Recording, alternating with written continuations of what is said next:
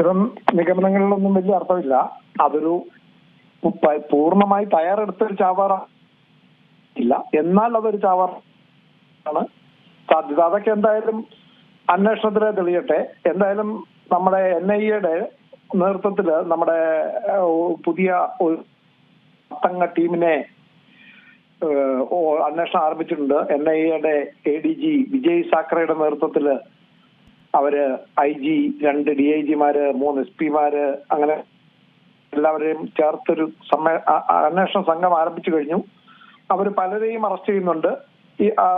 ഇന്നിപ്പം അമിത്ഷായും ആഭ്യന്തരമന്ത്രി അമിത്ഷാ വൈകുന്നേരം ഗുജറാത്തിലേക്ക് പോകാനുള്ളത് ഡൽഹിയിൽ തങ്ങുകയാണ്.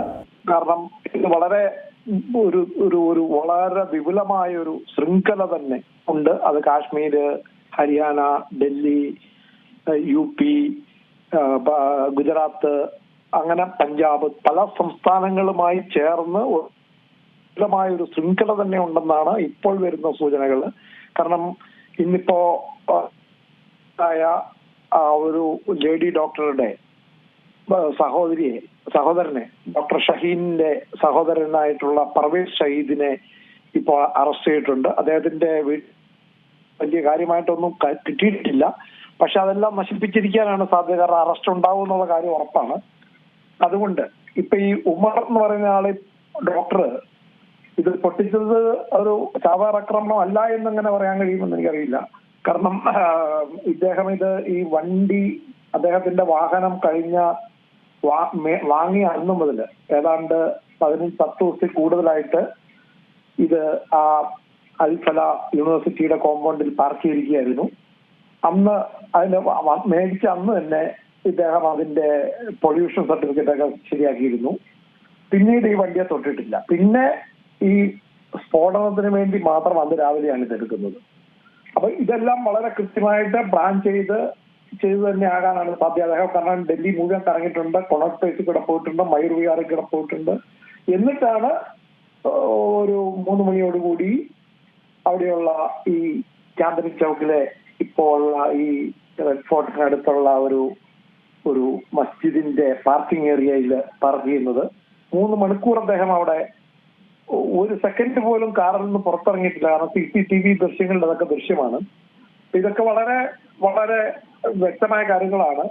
ഡോക്ടർ മുസാമിൽ ഷക്കീൽ എന്ന് പറയുന്ന അവരുടെ അദ്ദേഹത്തിനോടൊപ്പം ഉള്ള ആളുകളെ അറസ്റ്റ് ചെയ്തതോടെ തുടർന്നാണ് ഈ സംഭവം ഇദ്ദേഹം പിടിക്കപ്പെടാനിടയുണ്ട് എന്ന് പിടികിട്ടിയത്. ഇത് കഴിഞ്ഞ ഒക്ടോബർ 30 ഇവരൊക്കെ അറസ്റ്റ് ആകുന്നത്. ഈ ഫരീദാബാദിൽ നിന്നും ഈ ഇവരുടെ സ്ഫോടക വസ്തുക്കള് അത് വലിയ തോതിലാണ് ഉണ്ടാക്കിയത്. അതോടൊപ്പം വലിയ വിദേശ നിർമ്മിത തോക്കുകള്, ഡെറ്റനേറ്ററുകള്, ടൈമറുകള്, അങ്ങനെയുള്ള എല്ലാം ആ കൂടെ കിട്ടിയിരുന്നു. അപ്പൊ അതെല്ലാം വളരെ ഇത് ഡോക്ടർമാര് ഏതായാലും 5 മുതൽ 6 വരെ 5 ഡോക്ടർമാരെ ഇപ്പോൾ ഓൾറെഡി കണ്ടെത്തിയിട്ടുണ്ട്. നേരിട്ട് പങ്കാളികളാണ്.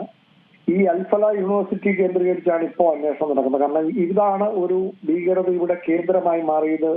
അവിടെ പഠിക്കുന്ന 40% വിദ്യാർത്ഥികള് അവര് കാശ്മീരികളാണ്. ഇതൊരു എഞ്ചിനീയറിംഗ് കോളേജായിട്ട് തുടങ്ങിയ ശേഷം പിന്നീട് കഴിഞ്ഞ 2019 മുതൽ മാത്രമാണ് MBBS കോഴ്സ് തുടങ്ങുന്നത്.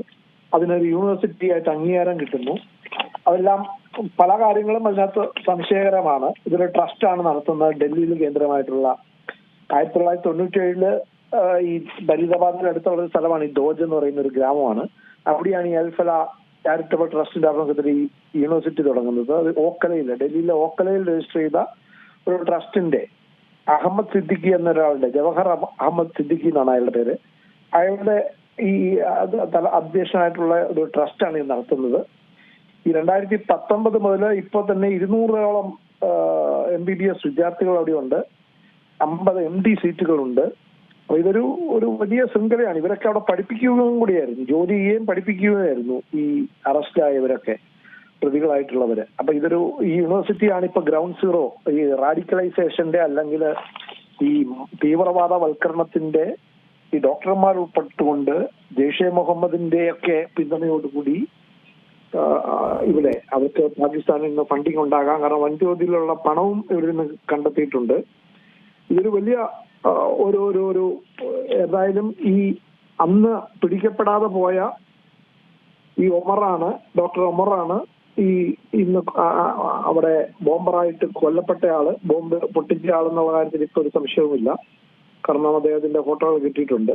ഇതൊക്കെ വളരെ വളരെ ഗുരുതരമായ വളരെ രാജ്യത്തെ ബാധിക്കുന്ന, കാരണം ഇതൊരു വൈറ്റ് കോളർ ആണ്, വെള്ളക്കോളർ ഏറ്റവും ഉന്നത പ്രൊഫഷണലുകൾ ഡോക്ടർമാര്, ആ ഡോക്ടർമാരുടെ പ്രൊഫഷണലായിട്ടുള്ള കാര്യങ്ങൾ ഉള്ളത് കൊണ്ട് കൂടിയാണ് അവർക്ക് ഈ മരുന്നുകൾ അല്ല ഈ സ്ഫോടക വസ്തുക്കൾ പലപ്പോഴും ഇത്രയേറെ സംഭരിക്കാൻ കഴിഞ്ഞത് എന്നാണ് കണക്കാക്കുന്നത്.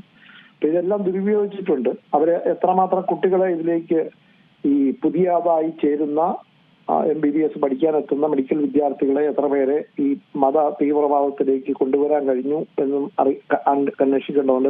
വിപുലമായ അന്വേഷണത്തിന് ശേഷം മാത്രമേ ഇതിന്റെ കാര്യങ്ങൾ പൂർണ്ണമായിട്ട് പുറത്തു വരുള്ളൂ.